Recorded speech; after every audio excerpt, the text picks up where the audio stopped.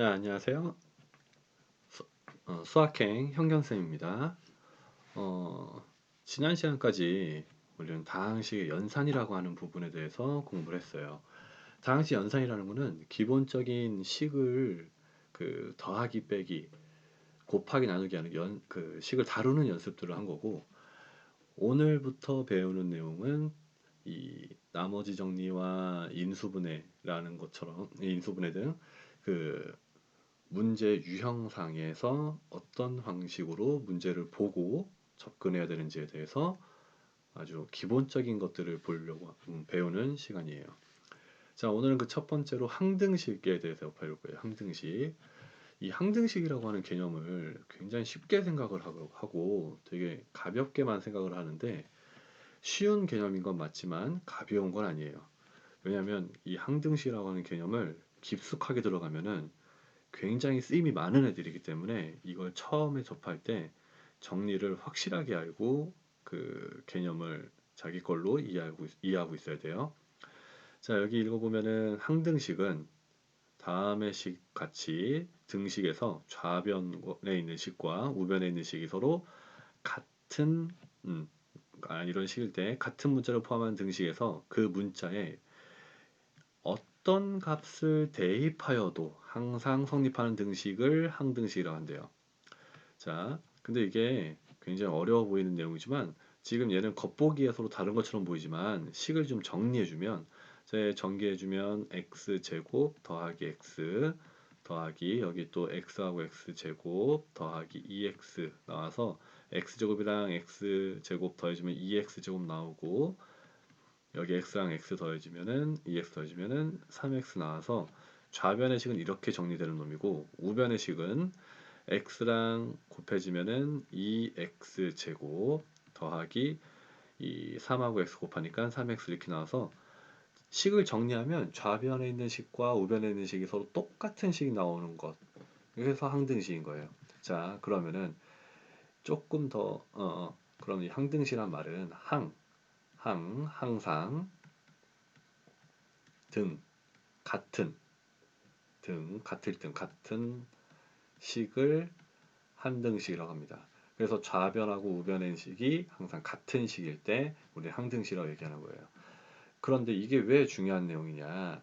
우리가 처음에 항등식이라는 말은 처음 듣는 얘기가 아니라 등식이라고 하는 걸 배울 때, 중학교 때 등식이라는 말을 배울 때 처음에 항등식이라는 말을 보게 되는데, 등식은 등호가 있는 식을 등식이라고 하는데, 등호가 있는 식은 두 종류로 나뉘어져요. 하나는 방정식, 그리고 하나가 항등식. 그럼 방정식이라고 하는 거는 우리가 누차 많이 푸는 방정식의 역할은, 방정식의 의미는 x 값에 따라서 식이 성립하고 안 하고, 근데 항등식은 x 값에 어떤 값이 들어가도 성립하는 거. 그래서 방정식은 x 값에 따라서 식이 성립하고 안 하고를 하기 때문에 여기는 x 구하기가 중요한 부분인 거고, x 구하기가 주 목표인 거고, 항등식은 x 값에 어느 걸 집어넣어도 성립하는 식이니까 x는 구하는 게 아니죠. x는 신경 쓸 부분이 아니라.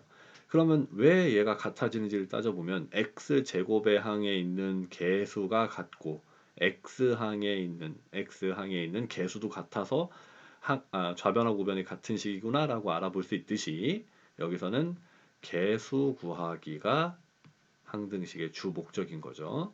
음, 그래서 일반적으로 항등식은 다음 같은 성질이 있다. ax 제곱 플러스 bx 플러스 c는 0이라고 하는 요 식이 항등식이라고 한다면, x에 대한 항등식이라고 한다면 x에 무엇을 집어넣어도 성립하는 건데, x에 무엇을 집어넣어도 0이 나온다는 얘기. 그래서 x제곱의 개수도 x의 개수도 상수항 c도 다 0일 수밖에 없구나. 2번에 있는 것처럼 ax제곱 플러스 bx 플러스 c라고 하는 다항식과 a-x제곱 더하기 b-x 더하기 c-라고 하는 요 식이 서로 같대.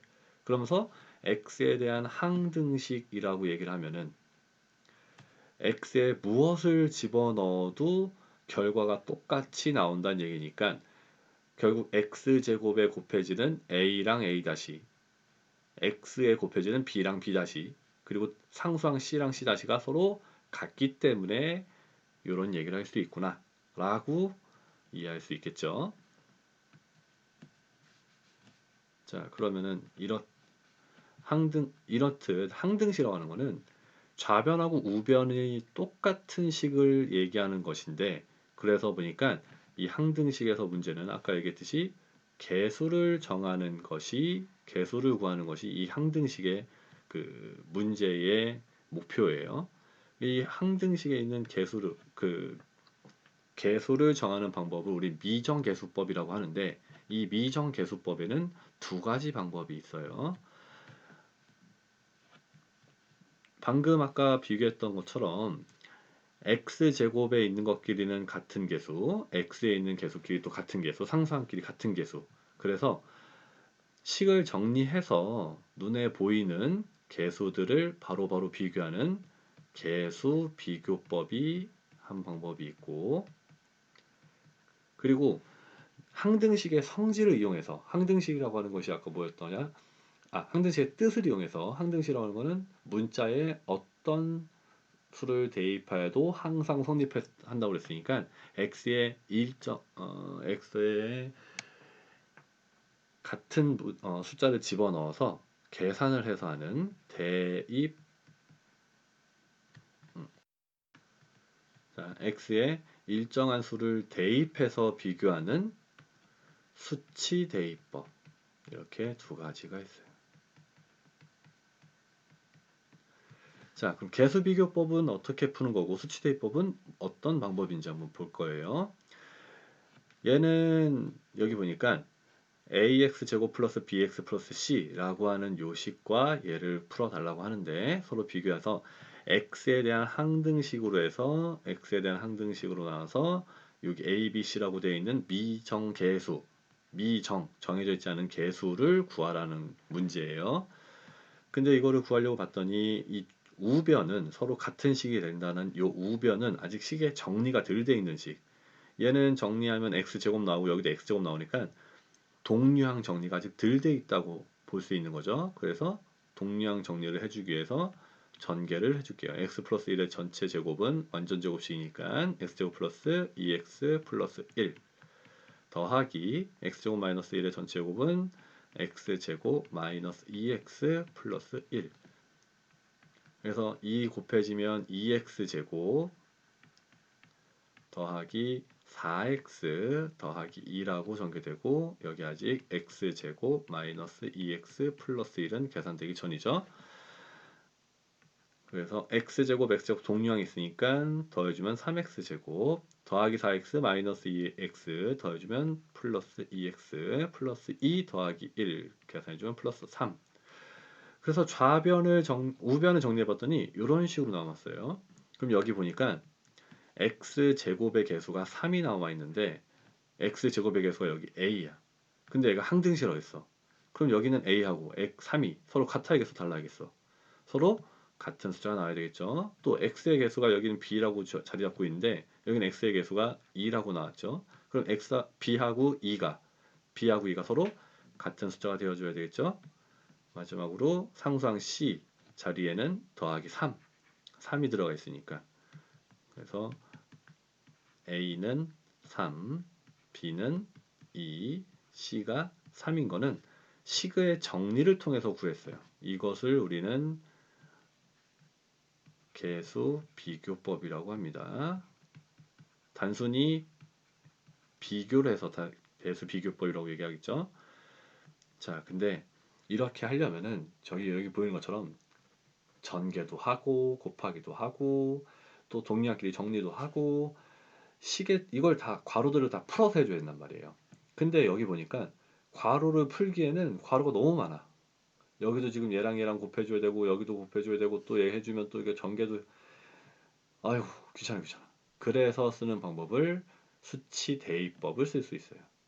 여기 보니까 x에다가 항등식이기 때문에 x에 어느 걸 집어도 성립을 하는데 이거 전개하기 귀찮아.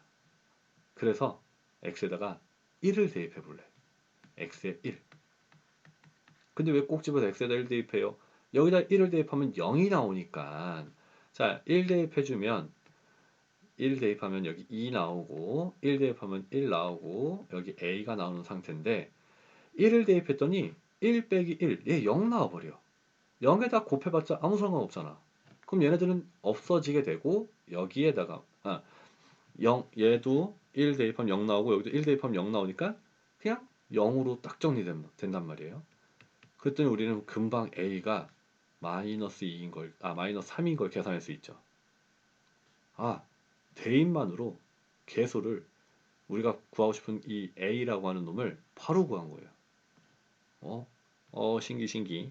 자, 그럼 그 다음에 여기 예, 여기도 또 있네. 이것도 괄호 또 여기 있네. 얘도 전개하기 싫어서 x에다가 마이너스 1을 한번 대입해 볼게요. 마이너스를 왜 넣은 거예요? 0 만들려고 마이너스를 대입하는 거죠. 마이너스를 넣어주면 마이너스의 제곱은 1이니까 역시 2 나오고, 마이너스를 넣으면 마이너스 1 나오고, 더하기 a는 마이너스 1면 0 나와버리니까 여기 싹 다 없어져서, 그럼 여기다 마이너스를 집어넣으면 마이너스 2 되고 c 되니까 마이너스 2c. a가 마이너스 3인 걸 아까 구했기 때문에, a가 마이너스 3인 걸 구했기 때문에 계산을 해주면 마이너스 2는 마이너스 2c. 그랬더니 c가 1인 것이 아주 쉽게 구할 수 있구나. 이렇게 해서 0이 되는 x 값들을 대입해서 개수들을 구하는 거, 그걸 수치대입법이라고 하고, 전개하기 싫어서 하는 방법입니다. 근데 아직 남았네요. 하나 우리가 구할 게 b가 남아있는데, b를 구하기 위해서 대입할 거는 지금 0 되는 거 다 쓴 것 같은데, 0 되는 건 다 쓴 것 같은데 뭘 또 대입하죠? 자, 그럼 가장 쉬운 0 대입하면 되죠. 자, 우리가 수치대입법을 쓰는 이유는 여기는 개수비교표처럼 계산이 복잡해지는 게 싫어서 하는 거기 때문에 0이 되게끔 해주는 걸 넣기도 하고, 식을 여기 있는 여기 있는 식들에다 0 대입해서 간단히 해줄 거를 대입하기도 하니까, 이런 식으로 그때 상황에 맞춰서 대입들을 하면서 간단히 계산을 하도록 하자고요. x에다 0 대입하면 0, 0 나오고 a밖에 안 나와. a는 0 대입하면 마이너스 1, 0 대입하면 1, 그래서 마이너스 b 나오죠. 그리고 0 대입하면 마이너스 1 곱하기 c니까 마이너스 c. a는 우리가 마이너스 3이라고 구했고, b는 우리가 구해야 될 놈이고, c는 1이라고 구했으니까 마이너스 1. 그래서 계산을 해주면 c는 2라고 구해지죠. 이렇게 a는 마이너스 3, b는 2, c는 1, 이렇게 구해지는 방법이 수치대입법. 우리는 그 개수비교보다는 수치대입을 좀 더 마음속에 담아두고, 그리고 항상 얘네들을 수치대입으로 풀면은 뭘 대입하면 좋을까라는 관점으로 문제들을 보면 좋을 것 같아요. 여기서도 솔직히 마이너스 1 대입해도 되겠죠? 0 나오고 계산하는데, 여기 1 대입해도 되겠죠? 0 나오고 계산하는데, 근데 그렇다고 해도 여기 있는 것처럼 뭐 A나 B나 C가 하나씩 구해지는 건 아니어서, 그래서 그냥 여기는 개수비교법을 쓴 거예요. 근데 여기는 하나씩 대입했더니 문자 하나씩, A가 바로 하나씩 구해지고, B도 하나씩, C도 하나 구해지고, A하고 C를 구했더니 B 구할 수 있고, 이런 식으로 순서적으로 할 수 있는 부분들이 보이기 때문에 수치대입을 접근해 주는 거고요. 알겠죠? 많은 연습을 하고 그 문제를 많이 접해 볼 수 있도록 해야 됩니다. 오케이. 다음 시간에는 나머지 정리에 대한 걸 할 거예요. 자, 수고